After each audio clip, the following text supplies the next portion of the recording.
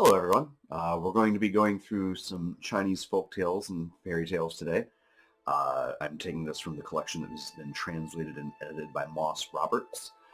If you have not read The Romance of the Three Kingdoms, or just Three Kingdoms as the story is known, he has written a beautiful translation of that as well. But yeah, let's go ahead and dive in here. The first story today is called Loss of Memory. Huazhu of the state of Sum suffered a loss of memory in his middle years. Whatever he took in the morning was forgotten by evening. Whatever he gave in the evening was forgotten by morning. On the road, he would forget to move ahead. Indoors, he would forget to sit down. Here and now, he has forgotten then. Later, he will not remember the here and now. His whole household was plunged into confusion by his ailment. Finally, he sought the help of an astrologer, but divination provided no answer. He sought the help of a medium, but prayer could not control the problem. He visited a physician, but the treatment brought no relief. In the state of Lu, there was a Confucian scholar who claimed that he could cure the disease, and Huazu's wife paid him half their estate to do it. No sign or omen, said the Confucian, can solve this. No prayer can preserve him. No medicine will work. I will try to transform his mind and alter his thinking. Then there may be hope. The scholar stripped Huazu, and the naked man demanded clothes. The scholar starved Huazu, and he demanded food. He locked Huazu in a dark room, and he demanded light. The delighted Confucian said to Huazu's son, "The illness can be cured, but my remedy is a secret handed down for generations. A secret that has never been revealed to anyone outside our family. I must ask you to dismiss all your father's attendants so that he can live alone with me for 7 days. The son agreed. No one knows what methods the scholar used, but Huazu's ailment of many years cleared up. When Huazu realized he was cured, he went into a tremendous rage. He chastised his wife and punished his son and drove the Confucian away with weapons. People seized Huazu and asked him why he did this. In my forgetfulness, I was a free man, unaware if heaven and earth existed or not, said Huazu. But now I remember all that is past, all that remains or is perished, all that was gained or lost, all that brought sorrow or joy, all that was loved or hated, the 10,000 vexations of my decades of life, and I fear that these same things will disturb my mind no less in times to come. Where shall I find another moment's oblivion?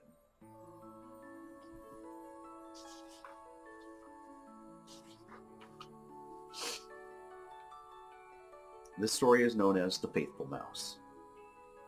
Yang Tingyi tells about the time he saw 2 mice come into the open and a snake gobble one of them up. The other mouse, eyes popping like peppercorns, kept his distance as he glared. The snake got the mouse it had caught into its belly and slithered for its hole. It was more than halfway in when the second mouse dashed forward and clamped its teeth into the snake's tail. Furious, the snake backed out. Ever nimble, the mouse darted to safety in a flash. The snake gave chase but failed to catch the mouse, so it returned to its hole. As it was entering, the mouse seized its tail exactly as it had before. Each time the snake crawled in, the mouse struck. Each time the snake came out, the mouse ran. This went on for quite a while, until the snake spat the dead mouse onto the ground. The second mouse came up and cried over his friend. Then, squeaking dolefully, he picked up the corpse in his mouth and left.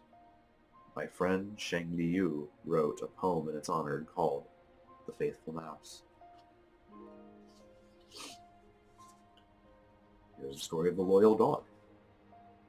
A man of Luan had run afoul of the law and was about to be executed.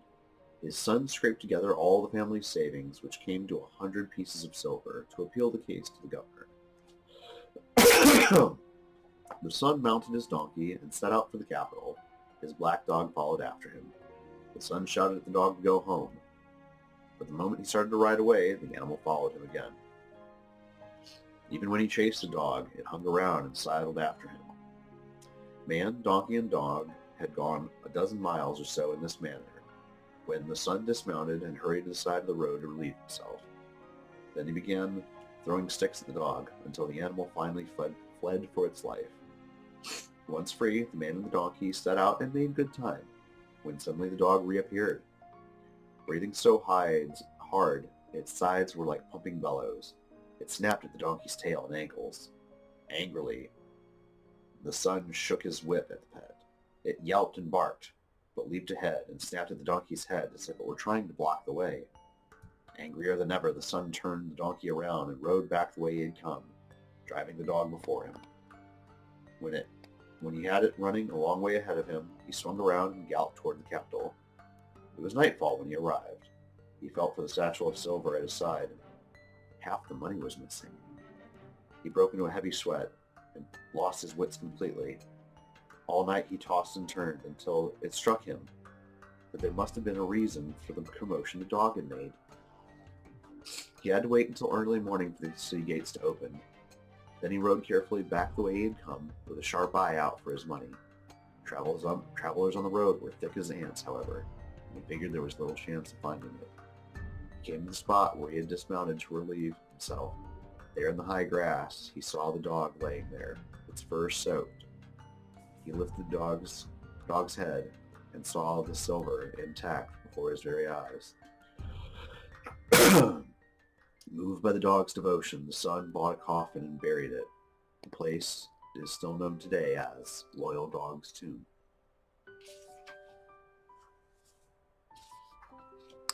The Tale of the Trusty Tiger. One morning a woodsman was walking through a bamboo grove. All of a sudden he lost his footing and fell into a tiger's lair. 2 little cubs were inside the pit. Sharp, jagged stones stuck out on 3 sides. The front wall was smooth, but well over 10 feet high. It was an unbroken drop, like a slide, to the tiger's pathway. The woodsman leaped up and fell back down a number of times. Then he walked around inside at his wit's end. Tearful, he awaited his death. The sun set, and the wind brought the tiger's howl. She scaled the wall and entered the pit with a freshly killed elk, which she tore in half for her 2 cubs. Next she saw the woodsman cowering on the corner. She spread her claws and flexed her front legs, but then circled him pensively, as if she had a second thought. Instead of attacking, she fed him a scrap of meat. As he ate it, she went into her niche with her cubs to rest. The woodsman figured that the tiger was not hungry now, but would surely devour him in the morning. Instead, the tiger leaped out of the pit at the crack of dawn. At midday, she returned, bringing a musk deer, which she fed to her cubs. As before, she threw the leftovers to the famished woodsman, who devoured them. This went on for nearly a month, and gradually he became used to the tiger. One day, when the cubs had grown husky, the tiger put them on her back and went out. Frantic, the woodsman howled to heaven, "Save me, your majesty!" Within moments, the tiger came back, folded her forelegs, and lowered her head before the woodsman. He climbed onto her back, and she vaulted the wall. There on the surface, she set the woodsman down, took her cubs, and went on. He was left alone by a dark cliff in dense grasses, where there was no song of birds or any noise but the shrill wind blowing out of the dark wood. More frantic than ever, the woodsman called out, "Your Majesty!" The tiger turned and regarded him. Kneeling, the woodsman pleaded, "It was your Majesty's kindness that had kept me alive.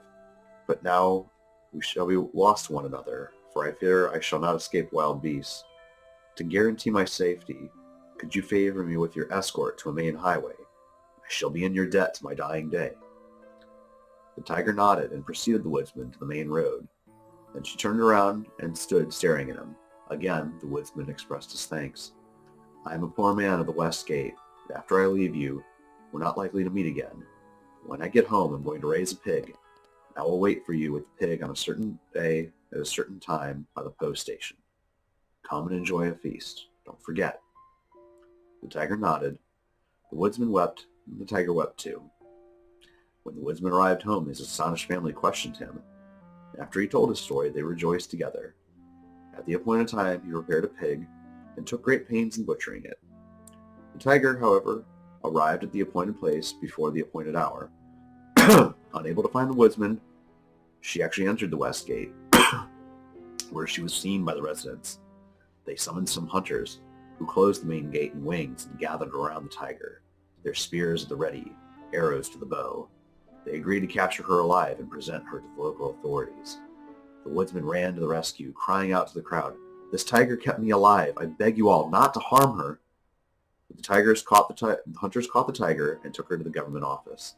The woodsman went along, beating a drum and shouting. Angered, the officials questioned him, and he told them the whole story. They did not believe him.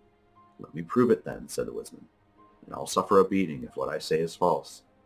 The woodsman put his arms around the tiger and said tearfully, "Your Majesty saved my life?" The tiger nodded. "Your Majesty entered the gate to keep our appointment?" The tiger nodded again. "I shall plead for your life. If I fail, I shall die with you." As the woodman spoke, the tiger's tears fell to the ground. Of the many thousands who witnessed this, not one stood unmoved. The astounded officials hastened to free the tiger, then led her to the post station and threw her the promised pig.